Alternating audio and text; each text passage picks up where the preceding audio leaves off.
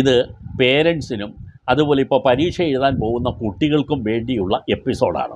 പരീക്ഷാക്കാലം തുടങ്ങിയിട്ടുണ്ട്. ഇപ്പോൾ higher secondary പരീക്ഷകൾ ആരംഭിച്ചു കഴിഞ്ഞു. ഈ 4-ാം തീയതി മുതൽ SSLC പരീക്ഷയും നമ്മുടെ സംസ്ഥാനത്ത് ആരംഭിക്കുകയാണ്. അപ്പോൾ പരീക്ഷയ്ക്ക് വേണ്ടി തയ്യാറെടുക്കുന്ന കുട്ടികളെല്ലാം സ്ട്രെസ്ഡാണ് എന്നുള്ളത് നമുക്കെല്ലാം അറിയാം. നമ്മുടെ കുട്ടിക്കാലത്തും പരീക്ഷ വരുമ്പോൾ നമുക്കുണ്ടാകുന്ന ആങ്സൈറ്റിയും ടെൻഷനും ഒക്കെ പറഞ്ഞറിയിക്കാൻ പറ്റില്ല.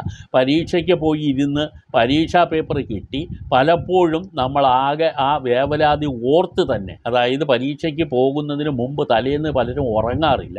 രാവിലെ പലരും ഭക്ഷണം കഴിക്കാൻ മടി കാണിക്കാറുണ്ട്. പലവട്ടം ടോയ്ലറ്റിൽ പോകുന്ന കുട്ടികളുണ്ട്. ഇതെല്ലാം പരീക്ഷാ പേടിയുടെ ഭാഗമാണ്.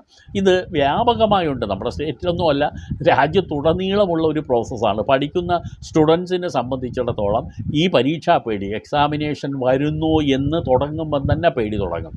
അതിനകത്ത് ഒരു സന്തോഷവും ഒന്നുമില്ല.